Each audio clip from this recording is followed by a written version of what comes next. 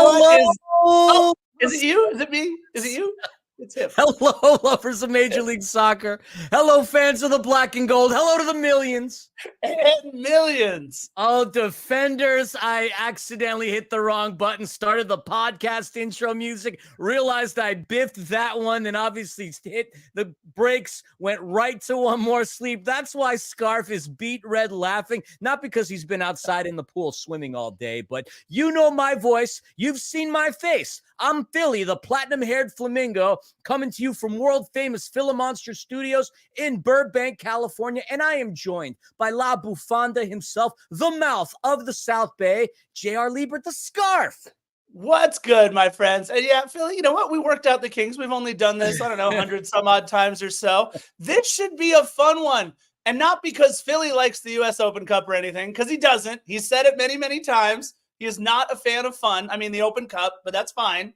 But we are very excited because we are actually going to bring on a guest today. That's right. We are going to bring on Carlos Tenorio II, president of the Curse, one of New Mexico United supporters groups, because you know what? We can do a lot of research and tell you what we can see on paper and what we see from highlights, but this guy lives, eats, breathes everything New Mexico, especially New Mexico United. So we are really happy to have Carlos on to talk about this USL club that we are playing in the round of 8, or as they call it, the quarterfinals of the United States' most prestigious soccer tournament, the U.S. Open Cup. Philly, I can't wait to get back to BMO. Our boys couldn't wait to get back to LA after a little bit of thunder, lightning, and Hurricane Beryl bearing down on Houston. Yeah, Beryl absolutely bashed Houston. I noticed our good buddy Al Raitt, who works for the Houston Dynamo, he's on day 2 without power. Steve Cherundolo, during the press conference earlier today, mentioned that he was thrilled that they were able to dodge town as quickly as possible and leave Beryl in the dust. It was some serious stuff. We obviously go through a fair amount of natural disasters here in Los Angeles, between earthquakes. Forest fires aren't necessarily natural. Most of the time they're man-made, but you know, if you've ever been through a hurricane, which I have, and those things are quite scary. Been through a tornado going to Indiana University. Mother Nature is undefeated. That's all I can say about that. Mother Nature, anytime she's tested, she's always beaten man. But thankfully, Mother Nature didn't impair our boys from flying back to LA from Houston.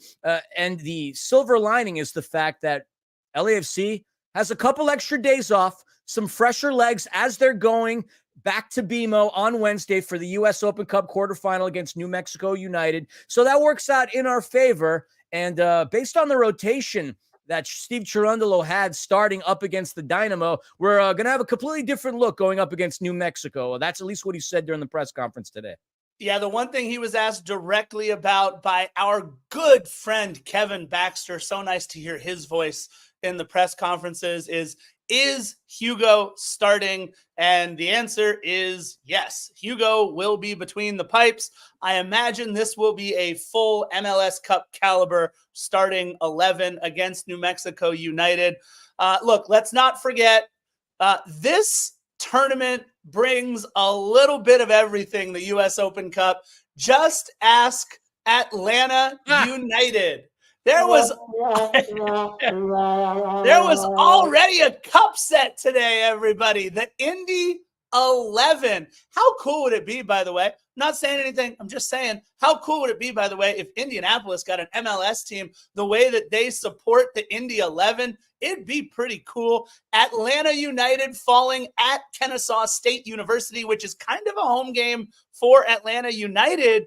Huge upset, 2-1, an own goal by, I think it was Dax McCarty of all people, wound up being the losing goal for Atlanta United. So already a cup set. And then Philly at 8 o'clock, the Seattle Sounders travel up to or I guess for them it's down to Sacramento to take on Sacramento Republic. Could we have 2 cup sets in 2 matches? Oh, it'd be so much fun.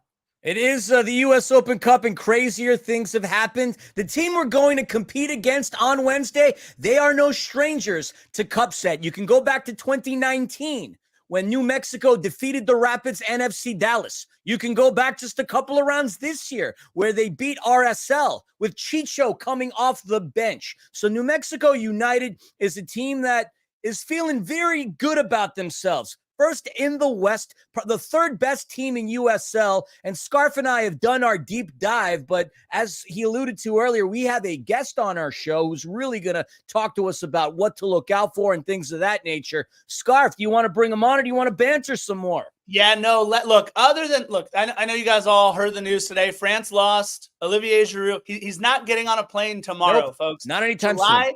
July 18th is when the window opens, July 18th. And then, you know what? If I'm Olivier Giroud, what I'm doing right now is I'm taking a few weeks off. I'm going to go. I don't know if I'm going to go back to the south of France, where he obviously knows very well. That's where a lot of other people vacation. Maybe he's going to go somewhere else, but he's going to take his mind off of football for a little bit. You know, he'll be fine. He'll be in shape. He'll be ready to roll. Who knows? Will it be Cholos? Will it be Vancouver United for the 78th time? I don't know. When we'll see him Seattle. first. Seattle's a possibility too. Could be. Look, either way, it's going to be exciting to have Olivier Giroud in uniform. But what's exciting for us right now is to bring on Carlos Tenorio II, the president of the Curse. Carlos, welcome to Defenders of the Bank. This is our One More Sleep segment. Thank you so much for coming on, my friend. Howdy, everybody. Thank you for having me on, gentlemen. Appreciate it a lot.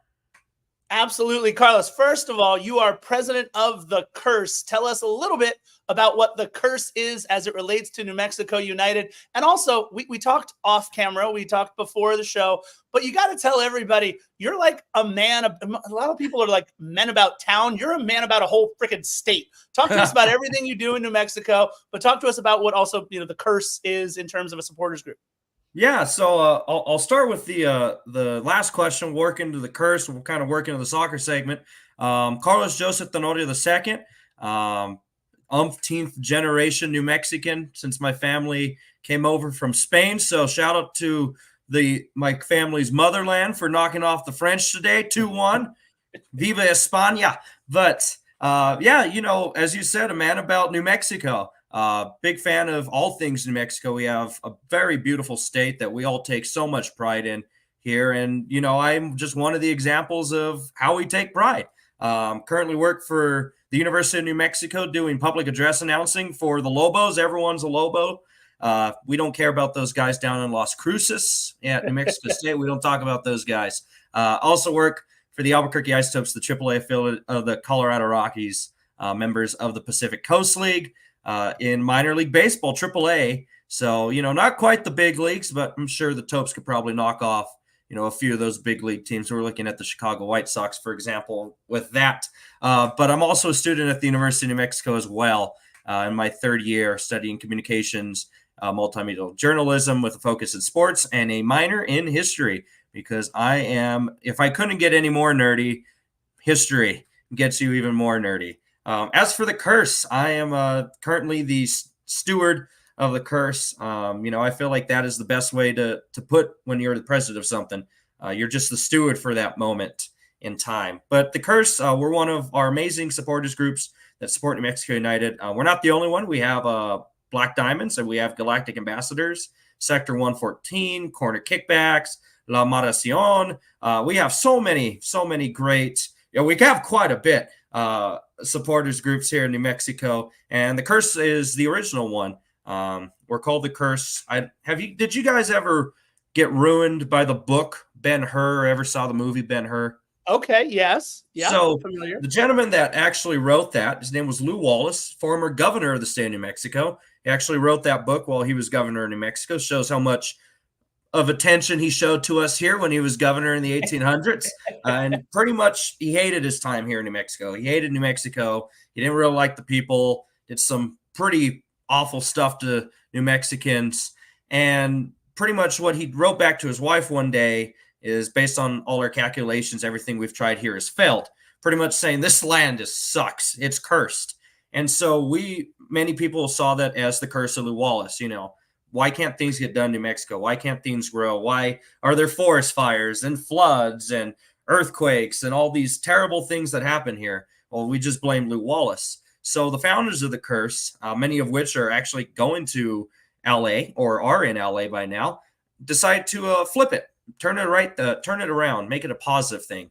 And you're right, everything that does work for you in Oakland or in Tampa Bay works for you in Indy, El Paso, Phoenix. As soon as you come to New Mexico, it ain't going to work here because, we're going to build this place into a fortress. We're going to make New Mexico loud and rowdy and show the support that we have here in New Mexico for our beloved team. It's clearly worked. I mean, y'all are undefeated at home, a perfect 7-0-0 record. I mean, your losses just come on the road. And speaking of the road, there was a question in the chat from Kick a Ball Pod. We know that plenty of supporters from New Mexico United went off to Minnesota after y'all had several cup sets within that run. Are we to be expecting a lot of supporters from New Mexico United at BMO tomorrow? Expect a lot of black and yellow. Expect a lot of proud New Mexicans going loud and rowdy for 90 minutes, no matter the score. Today, one of our first chartered flights left through Sun Country. The team was actually on that flight. I want to say that flight had about 130 supporters. We're looking at somewhere between 250 and 300 loud, rowdy New Mexicans on a Wednesday night in California. This isn't just a quick drive up to Colorado Springs, Phoenix, or El Paso for us. This has got to charter planes. And it's a testament to the team and what they've done for the community, what, our owner and CEO, Peter Travisani, has done, what Ron Patel, our team president, has done, Dave Uisikar, everyone in the front office, and really a testament to the team and their battle, their grittiness, representing New Mexico so well. And, we see it a lot with Lobo basketball come March Madness. We'll go wherever you guys need us. That chant, where you go, we'll follow, is a true testament to what we have here in New Mexico. Yeah, you're absolutely right. And look, a fun journey for you guys to get there as well, right? Defeating, I had to look up this NPSL side, did not know who the Lubbock Matadors were before I started doing my research on New Mexico United. You beat them back on April 16th. And then May 8th, one of the biggest cup sets in this year's tournament. Philly alluded to it already, a 4-2 victory over RSL. And look, yeah, we can talk about how RSL didn't use Chicho Arango or Justin Glad till the 82nd minute, but that was still only a 3-2 match until you guys scored in the 85th to put it away. So a huge upset at the time. It still is, especially the way that New Mexico, that RSL have been playing this season. We are obviously huge fans of Chicho Arango and anything that he does here at this podcast. And then it kind of a drop, right, in quality in terms of who you saw in that next round with NYCFC 2, and then going down a player with a red in the 55th minute. You guys beat them pretty handily 3-0. You guys were only up 1-0 at the time of the red card, but still going up 3-0. Big win for you guys in there. That was back on May 21st. Talk to us about this journey. You've been following the club, obviously, for quite a while. They've been a club since 2018. Is there a different feeling about this particular cup run this year? And if so, why? Uh-oh. Yeah, compared to 2019. Oh, you guys, am I back? There we go. Yeah, I'm having some internet issues back here in Albuquerque. But yeah, we this cup run. Oh, there we go. My back now. It's cutting in and out.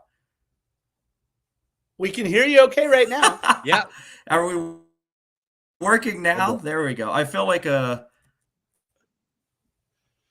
we're going to try this now. We're going to push through. We're going to power hour time.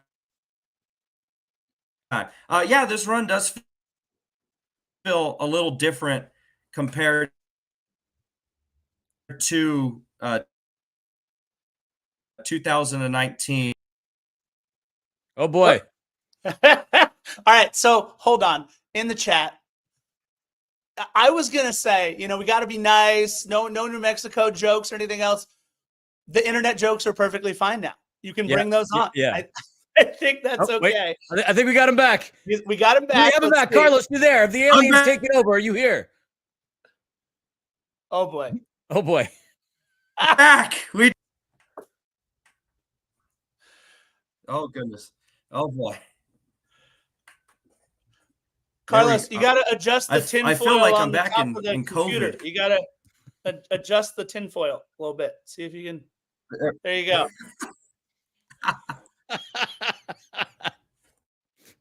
Breaking Bad or Wi-Fi breaking? Both, please. So we'll try this again.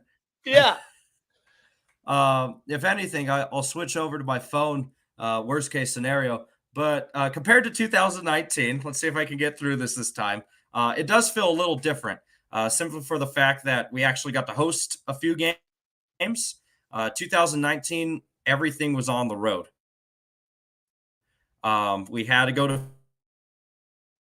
Phoenix. That went to penalty shootouts. We had to go to Colorado Springs. That went to extra time. We go to Denver. People there. It's Commerce City. It's the longest drive to a football match ever. Trying to go play the Rapids out there. We had to go to FC Dallas, and then we had to go to Minnesota. So it was just, and it was all on the road. And, kudos to Minnesota United, who ended up going to the final that year, demolishing us 6-1. I want to point out we did score first in that match, so it was a great 10 minutes of football that we ever watched there for New Mexico United. But this year, it feels different, too, around the team in the regular season as well. As you said, top of the Western Conference.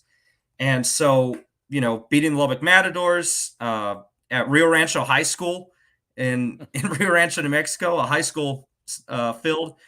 They were great people. The Mozos, the supporters group of them, fantastic. They got good stuff going out there in Lubbock. The RSL match was fantastic. Got to host that at the Lab. Only the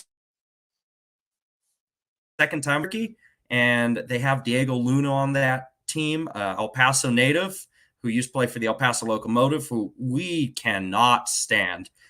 There are LA to your guys' LAFC. We cannot stand them. So being able to boo Diego Luna was great, and seeing him once again cry in Albuquerque, one of my favorite pastimes, seeing him cry, and then having to go play on top of a parking lot at the University of St. John's, home of Rick Pitino, basketball coach there for St. John's. And that match probably have been our hardest match, I want to say, as weird as that may sound, playing an MLS Next Pro team. It was 0-0 going into the half, struggle of a second half. You finally get that first goal. And as soon as they got the first goal, everything started flowing back into motion. So, yeah, the MLS Next Pro match might have been tougher than RSL. We were at 0-0 going to halftime with Lubbock as well. So it's just getting the engine going.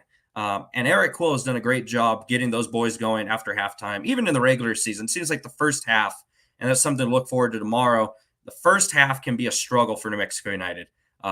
If they don't get going early, it can be a struggle. If they can get the game to halftime 0-0, that second half is going to be a little worrisome. It's like the Warriors a few years ago. In that third quarter, Steph Curry, Klay Thompson would go crazy. So as long as after, we keep it close going into the halftime, that second half, they'll get the motor going for the boys in black and yellow. Yeah, talk to us about the run of form that you guys have been in. If you look at your season, you guys had a wonderful May, undefeated in May, 5-0 in 5 matches, right? And then June, a little bit tougher, right? A little bit more of a hiccup. You guys were 3-2 in the month of June. You've won your only match in July so far, which was a 2-0 win over OCSC, which we're always happy when clubs beat our former little step brother child OCSC, which is fun for us. But, a little bit of a dip in form coming into the match, but also 23 goals for, 20 goals against. My question kind of leading into this is, A, who should we watch in terms of scoring goals? But what you're looking at is kind of a juggernaut in Major League Soccer in terms of scoring goals, getting out fast, getting out early. Are you going to be able to score enough goals? I think is a big question for all the New Mexico United supporters heading into BMO Stadium.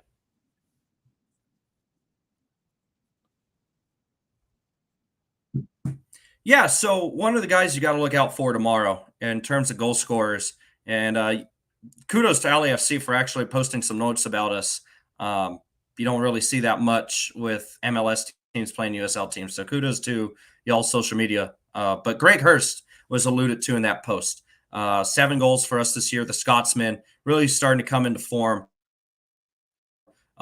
He can get a bag of goal.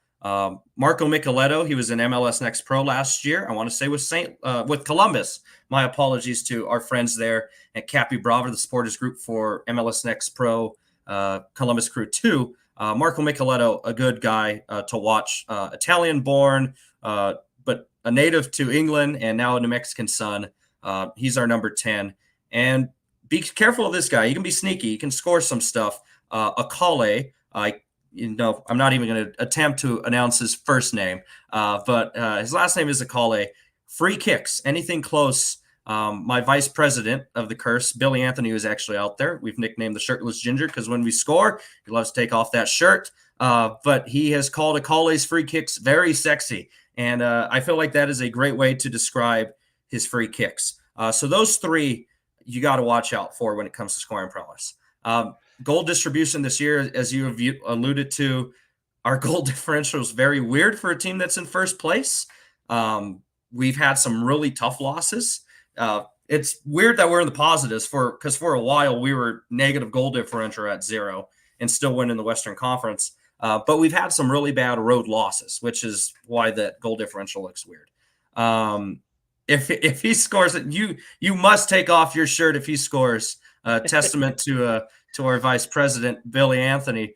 But those three are really huge to look forward to in scoring. I would even say Daniel Bruce, but I would say that's my player to watch for the entire game would be Daniel Bruce.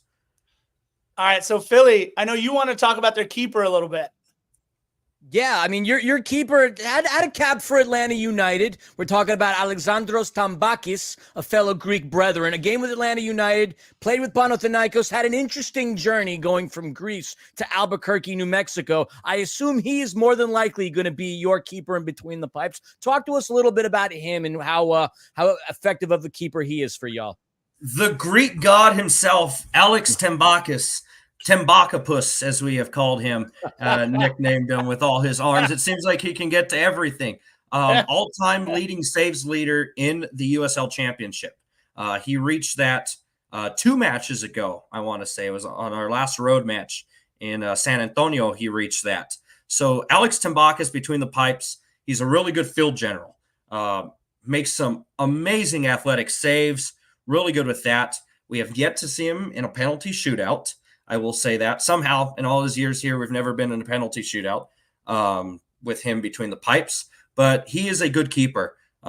Very quick, very with it. And like I said, great field general from the back there. The fans love him. I can't wait to see him in goal tomorrow. When we played Austin FC last year, had a little bit of a struggle with them when we went out there to Austin, but a very solid goalkeeper, looked very good against Real Salt Lake as well. The 2 goals that he gave up were just, no one's going to stop those type goals, but saves that he needs to make or saves that you don't think someone's going to make, Alex Tambakis is going to do a great job making sure. He's going to probably give some fits for some people, but hopefully our defense doesn't get to the point where that he has to make a highlight reel save or 2 or 3 or 4. Yeah, you guys don't ask him to do a whole ton. Only 39 saves made on the year, 16 matches played. Look, the one thing that can be a little misleading, though, you say it's kind of odd that you're in first place, but you're in first place having only played 16 matches compared to 17, 18, 19 with everybody else in USL Championship. So boding much better for you guys. You've got 3 games in hand, I think, on Oakland, who's the second place team. So you guys are putting it together pretty solid. I got to ask you, I am on a crusade this season, and I think he's started to turn the page. Edward Atuesta, who was supposed to be one of our leaders in the midfield this season, has picked up a lot of silly yellow cards, made some silly fouls, silly tackles, silly decisions. And then I look down on the sheet and I see Zico Bailey with 7 yellow cards for you guys in just 16 matches. And I'm thinking, wait, they might have an Edward Atuesta on their hands too. Talk to us about Zico Bailey and his 7 yellow cards. Yeah, it's funny that you say that because Zico picks him up and you're just like, okay, he picks him up. But a lot of his fouls aren't, I want to say maybe of those 7, 1 or 2 have been absolutely like, come on, man, what are you doing? A lot of his fouls have been, I don't know I'm not going to curse on your guys' podcast, not going to do that. But a lot of housery going on with Zico Bailey. He's not afraid of that. He scored the 2 goals as well against Real Salt Lake to start the match for us to go up 2-0. He is a scrappy player, and that leads to a lot of the yellow cards. It's not a stupid foul, but it's a foul and tackle that needs to be made. And he's okay with being the sacrificial lamb with that. So Zico Bailey is a scrappy player, amazing to watch, member of the Philippine national team. He's a Philippine national, played with them during the last international break. So happy for him, finally get his roses, that well overdue for Zico. So yeah, look out for him with the yellow cards, scrappy yellow cards. Also, again, I'll mention his name, Daniel Bruce as well, very scrappy as well, not afraid to be the sacrificial lamb if need be too. And speaking of Daniel Bruce, I mean, the last, and I've kind of just gone through the statistics of y'all's games. 4-2-3-1 is the formation this team typically likes to favor, with either Daniel Bruce or Greg Hurst in that striker role. I would imagine you would more than likely utilize Hurst in that position going up against LAFC. But with the amount of goals that New Mexico United has scored this season, 23, 14 of them obviously from open play. Y'all have been very effective on free kicks, 3 penalty kicks. The type of team that New Mexico is. Are you a team that really likes to attack on the counter? Do you favor possession? What kind of offense does your squad typically run? So Eric Quill is our first offensive-minded coach. Troy Lesane, head coach at DC United at the moment, was our first ever head coach. Very defensive, East Coast style. Zach Prince, our second head coach, who's now his assistant at DC United as well. Pretty much same style. So Eric Quill, I remember one of my favorite quotes when he first was introduced at Sandia Resort and Casino. Look out for these kids tomorrow. Was, "I hope you guys like winning games 6-5." And it's been like that sometimes. He's very offensive heavy. He's not afraid to put that pressure on. So a lot of the fields, I wouldn't say counterattack, but if you slip up, New Mexico United's going to be there quick to pounce on it. They love putting pressure on. And he's used, obviously we're a mile high here in Albuquerque, so he's used altitude to his advantage there as well. So making sure that you keep the pressure on, and a lot of our goals have come on silly mistakes from opposing teams. Turnovers in the midfield. Zico Bailey's second goal against RSL was a turnover in their end, close to the supporters group. And it's just that high press that they have. We don't even look at the formation anymore, because he just kind of when he first came in, he threw Daniel Bruce at the 9, and we were like, what the heck are you doing? Because we've never seen Bruce at the 9. So whoever's going to give him the most energy, whoever's going to be the best at pressing hard, pressing fast, to, be kind of selfish with it, but he's also not afraid to make that extra pass. So a lot of the extra passes as well, they'll work on it. If it takes them 4 or 5 times to get into the box, they will get in the box. All right, so Carlos, let's talk about a couple of things. We have 3 segments that we do on our One More Sleep. We have our players to watch segment, and we're actually going to step aside and let you go first. If you could pick one player to watch from LAFC, and then one player that I think you've already alluded to Mr. Bruce, if that's going to be your player to watch, but talk to us about, as a New Mexico United supporter, who's that one player to watch in LAFC, and who's the one player we should be watching from New Mexico United? I'm going to be completely honest with you. We've kind of been on a crusade against the MLS. I feel like a lot of USL teams have been since everything with the Open Cup and all that started with Mr. Moneybags, Don Garber himself. So I have not really, I say I support the San Jose Earthquakes. I can't say that I have watched one single MLS game this year. So I'm not even going to sit here and act like, oh yes, this player for LAFC is going to be the one that's going to give us fits. So I'm going to be honest with you. I couldn't give you someone for LAFC, but for New Mexico United, alluded to him as well. Daniel Bruce, our Englishman, the only player still from our original squad 6 years ago, whenever 2019 was, the only guy left from that original squad. And he is scrappy. He's small, but he is scrappy. Big Hauser, as I allude to, also with Zico Bailey. A lot of players in the USL, a lot of fans in the USL do not like Daniel Bruce because he's always in the pocket. He's always in your pocket. He's not afraid to be up close and personal with you. He's not afraid to get that tactical yellow card if need be. And you give him a chance to score, Brucey will score his signature Brucey banger if need be. So really look out for Daniel Bruce tomorrow, number 25. Sounds good. Philly, players to watch. How low on the hanging fruit scale are we going to go on this one today? Well, I mean, we got to let Carlos know somebody to watch out for if he gets the start.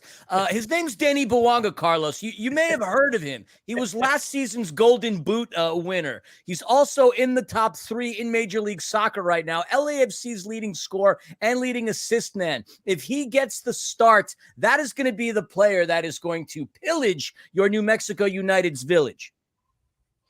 And Philly, I know you've done your research on New Mexico United. Do you have a player that you think we should be watching out for? We talked about a lot of good guys. Who was your guy that stuck out for you?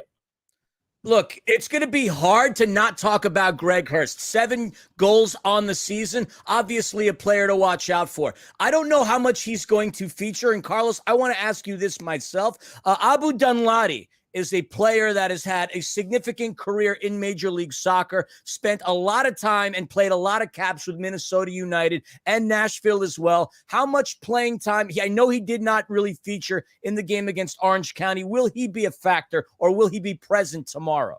You know, Abu Danladi hasn't had many shots with New Mexico United. When he came in, he was a little banged up, a little knocked. He's still been slowly recovering from that. At altitude, sometimes it takes a little longer than we would like.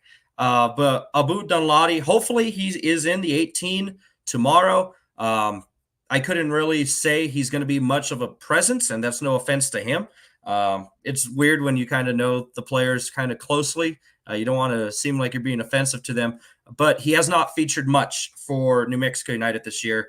He finally got his first league cap against Orange County. And that was maybe 10, 15 minutes that he played there towards the end. He did feature a little bit against Lubbock Matadors. He looked pretty good on that, on the AstroTurf there at Rio Rancho High School. But other than that, we haven't seen much of Abu Danladi this season. First overall pick, though, for Minnesota United.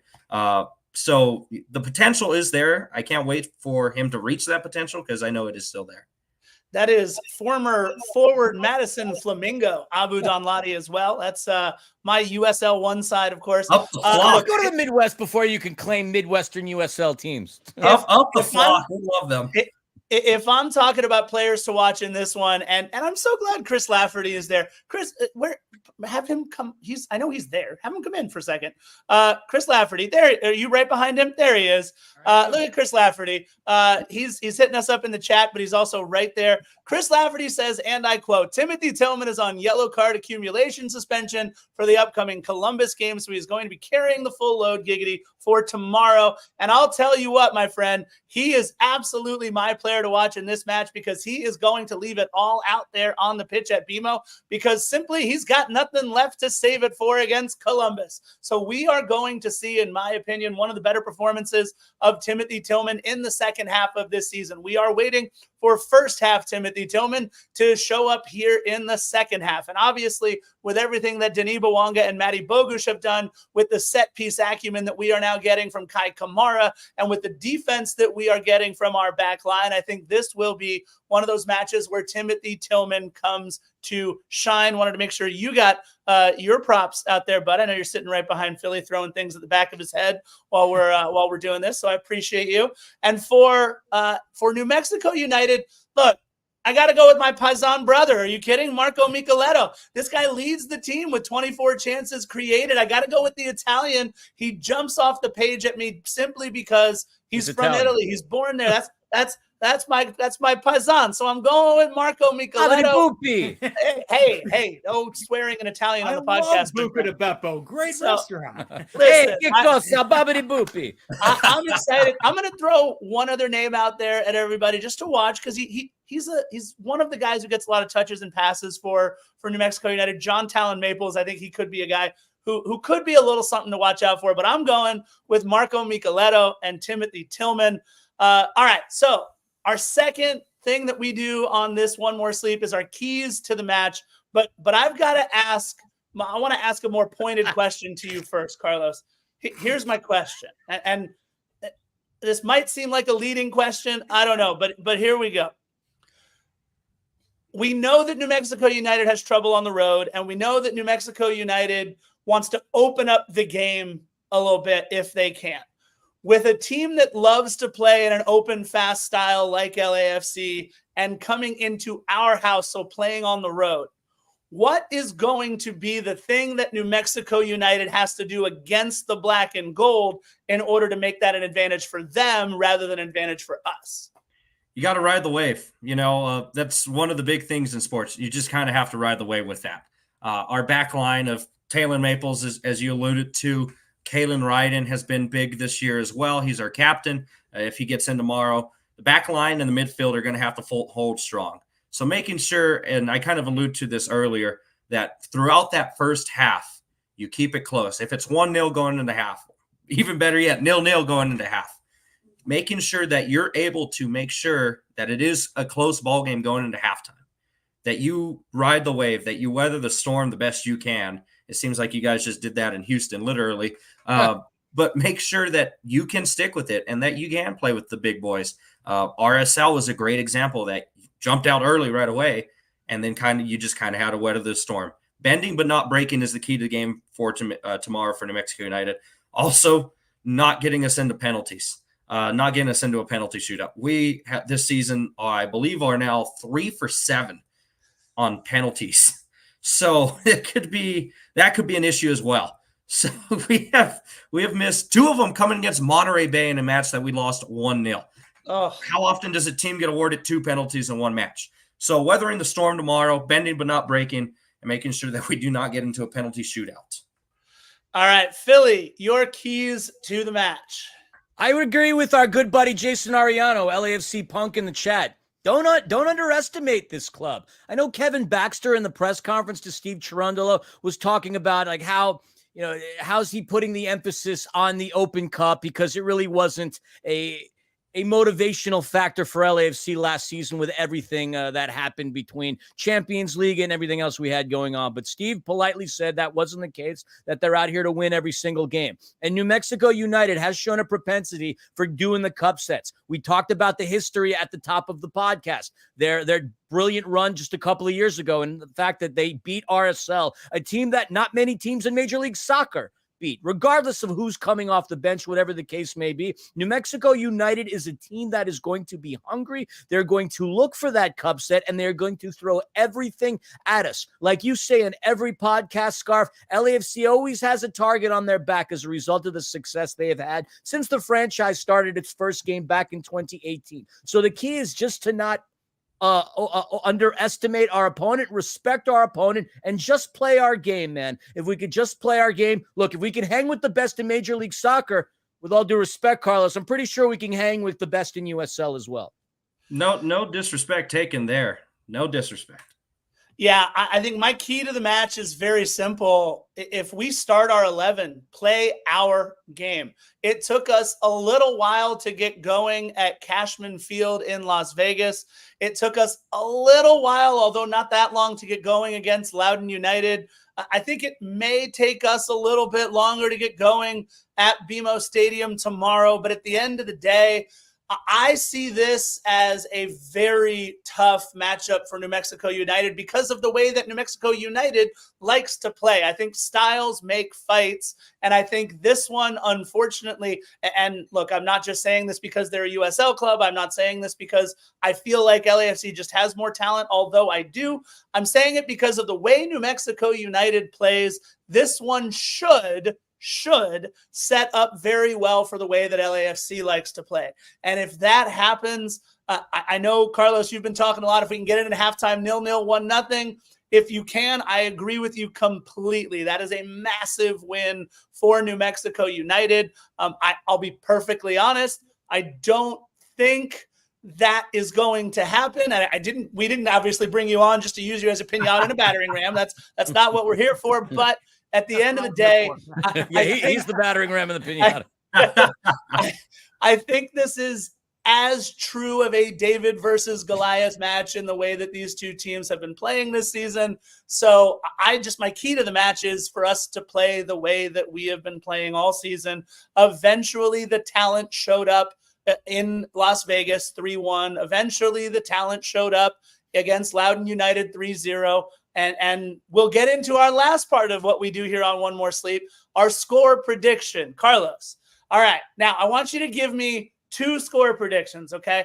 I want the bleeding New Mexico till I die president of one of their supporters groups. Like, everything goes well. This is exactly the night that our 250 plus supporters had been dreaming of. This is how we get to the semifinal score. And then if it's different, I want your okay. Let me say this with my head and not with my heart score. So give us 2 if you don't mind.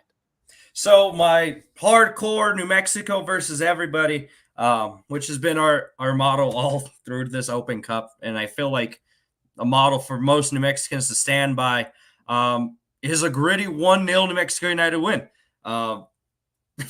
Just off a mistake, something like that.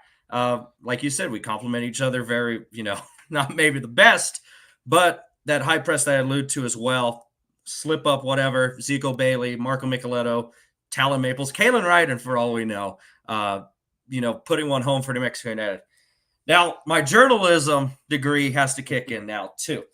You look at all the factors. You look at MLS compared to the USL Championship. And yes, is there a difference? Yes, there is a difference. I didn't get to watch much of the Atlanta United game. It seemed like they really didn't care about this. One thing that I'll give LAFC, and it seems like they're doing, and your fans, is they're respecting us. And I think that is a kudos to what Eric Quill has done here with that. Now, with that being said, I really think if we can get to half 1-0, that would be huge success. I think a great win.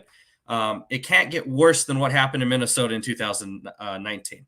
But with everything going on, our road struggles, which have been out of character for us, because we're usually really good on the road lately, it's been awful.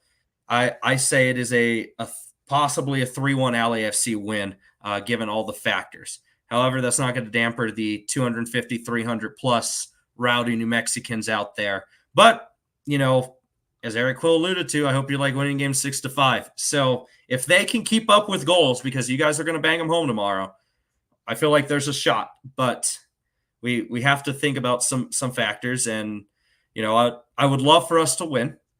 And I feel like a lot of the mindset is, we're proud of where the boys are. We want to keep winning. Don't get me wrong, but we got to think about some stuff going on here. And I hope I don't get, when everyone comes back from New Mexico, I hope they don't get pitchforked when everyone comes home. But I'll stand by my boys no matter what. I have full, belief that we can win, and that's the New Mexican in me. Like you said, David versus Goliath. And I alluded to this before I got jumped on. Half of America doesn't even know we're a state. I guarantee you some people in Utah were like, how are we playing a team from Mexico in the U.S. Open Cup? And I thought this was America. So it's that gritty New Mexican fight that, that scrappiness, that hard-working grit that I look forward to seeing tomorrow against L.A. And, no, actually, all offense, being a former Earthquakes fan before John Fisher decided to ruin everything. Screw the Galaxy. I want to point that out there. But I feel like LAFC represents true Angelinos the best they can. Hardworking, scrappy, gritty. And our clubs are a lot alike. I have a good buddy that was Angel City Brigade that's probably going to get me for that too. But it's the scrappiness of our two teams that I can't wait to look forward to watching tomorrow. And I really wish I could be out there with you guys. But last time I was out there for a round of 8, we lost 6-1. So I don't know if I would be much wanted out there. Well, look, we appreciate you being one of us. That's for sure. With that last sentiment, we definitely we are like-minded when it comes to that sentiment. Philly, your thoughts on the score for the day? First and foremost, Carlos, from hearing you talk when we were off camera, your personality, everything that you do, I think you're going to be very successful in the world of journalism and public address and even broadcasting if you wanted to do it. You have a very pleasant appeal and a vibe to you, so I dig it. And obviously, you've earned immense respect for me, and I imagine the millions and millions of Defenders of the Bank listeners for what you said in regards to the Galaxy. So nothing but respect, my friend. And for your club as well, the fact that there's going to be between 200 and 300 New Mexico United supporters at BMO tomorrow night, going back to your fandom of the San Jose Earthquakes, they didn't even bring 100, not even 50 fans to LAFC's last game at BMO Stadium. So the fact that y'all are bringing that many, respect. But I have to ask you a question real quick, Carlos, before I get into my score prediction. Oh, boy. Okay. Have you heard of dude wipes? Oh, my God. I have, actually. My father used to have them.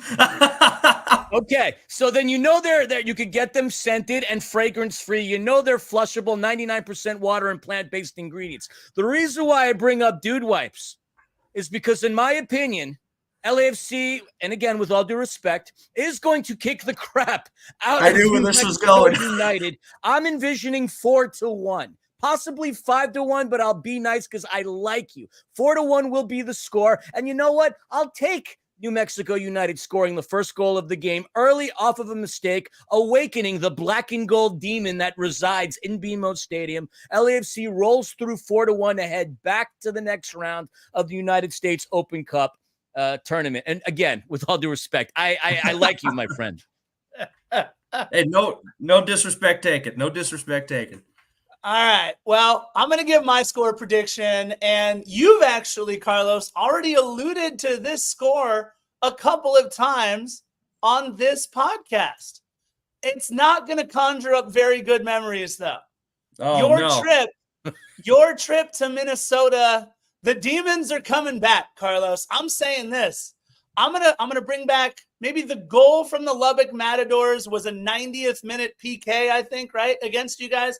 Correct. I think that'll be the goal that maybe LAFC gives up in this one. A 90th minute PK, something where we've subbed on someone like Tommy Musto, or we've subbed on someone that doesn't normally get a lot of run. But I think the ghosts of US Open Cup past are coming to BMO, and it is going to be. And I'm going to pull a LeBron here, and I hate doing this because I hate LeBron. You're going to go to Miami? Not 2, not 3, not 4, not 5. We are going to hang a 6-bagger, and it's going to be 6-1, just like Minnesota United in the semifinals of the U.S. Open Cup last year. We love you, Carlos, but I just fully believe this is going to be that one match where LAFC gets to kind of exercise some demons before 2 very difficult matches on our schedule, where we play Columbus and then RSL in 2. I mean, these are huge matches for our MLS Cup and Supporter Shield aspirations. But I think this is going to be one where if we get up and out early, that means Denis Bouanga gets to take a break. That means that all those midfielders that have played a lot of minutes for us get to take a break. That means that our back line might get to take a little bit of a break. But what we're going to bring in are a very hungry Eric Duenas, a very hungry Nathan Ordaz, some guys who don't get to see the pitch very often, and guys who, look, a lot of them played in MLS Next Pro, and I want to say something about MLS Next Pro.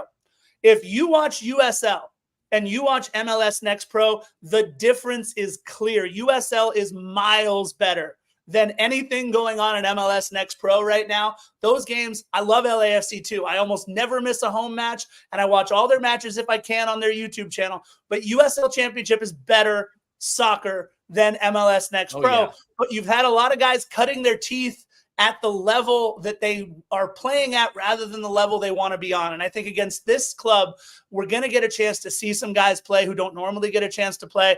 But I think before that, it is going to be Denis Bouanga, Kai Kamara, Matty Bogusz. It's going to be a rough first half. And I'm hoping that we get into the first half up 2-0, 3-0, 4-0, so that we can sit a lot of these boys at the 60-minute mark and say, all right, now cut your teeth against the best club in the Western Conference in USL. And honestly, a club that really does have championship aspirations in USL Championship. It'll be a great measuring stick for that next tier of our guys. So I think, unfortunately, I'm going with 6-1. Philly, you said you like the guy, so you're going with 3-1 or 4-1? 4-1. 4. You don't like him that much then. Okay, cool. I said 5-1 possibly. He likes Carlos, me more than you, Scarf. Carlos, we're gonna clip the part where it said 3-1 LAFC. Don't worry, we'll put that on all the New Mexico social media. But we're also gonna clip the part about how you feel about the Galaxy. So you're gonna make a lot of friends here. That was right around 42 minutes. Well, listen, we normally don't do our one more sleep segments this long. Normally they're 20, 25, 30 minutes. We're in, we're out. But we had an absolute pleasure bringing on Carlos Tenorio II, the president, or as he said, the steward of the Curse, New Mexico United, one of their supporters groups. Carlos, real quick, as we kind of wrap all this up and sign off, give one more message out there to all the New Mexico United faithful, everybody traveling to the game, and kind of your last thoughts on what you expect for tomorrow. Yeah, to all my fellow Burqueños, my friends from Santa Fe, from Taos, from the Pueblos, from Zuni, from the Four Corners down all the way to the chili patches of beautiful, beautiful Hatch, New Mexico. Best chili in the world. Much better than Colorado. I love you all, and I wish I could be there and go raise some howl out there. It's New Mexico versus everybody out there, and I love them all. And it's from all corners of the states, not just Albuquerque. We had folks come up from Las Cruces just to catch the flight. We had folks come down from all our amazing pueblos here, from Taos, from Santa Fe, from Gallup, from Tucumcari. And New Mexico's not a small state by any means. It's a 3-4 hour drive to Sunport. So that's how long it might take for us to get to BMO from the valley on a traffic day, and that's 13 miles. But I love them all. As for tomorrow, I couldn't be more proud of the boys for where they are right now. Like you said, championship aspirations. You said we're third right now in the USL, and that is true. But we have 2 matches in hand against Charleston Battery and Louisville City, and we're only 4 points behind Louisville City, who sits in first in the East. So, it's amazing this year. New Mexico deserves a championship. We would love to win the double, and I hope we do. I have faith that we can. Hopefully the ghosts don't come back.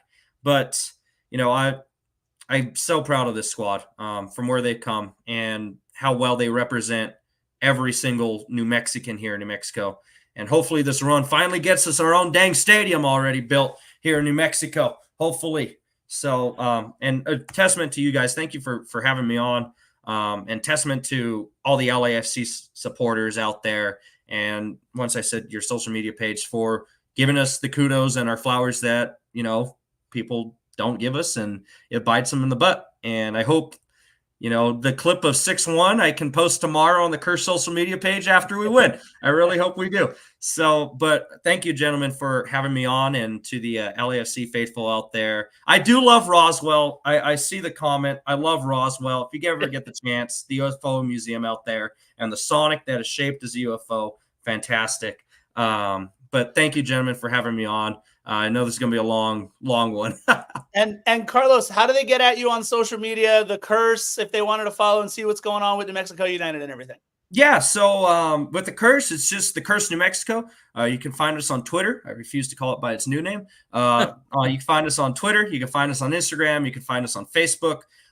We do a lot of community outreach stuff that you don't have to be in New Mexico for. We're trying to make New Mexico a better place for every single New Mexican. And whether you're from California, we would always love for somebody to pitch in and help make New Mexico the place that we love and we know it can be. As for me, Scarf, you know how long my Instagram handle is because I sent it to you. It's real_sombrero_man_04. Or on Twitter, it's just real sombrero man 04. Facebook, Carlos Joseph Tenorio II.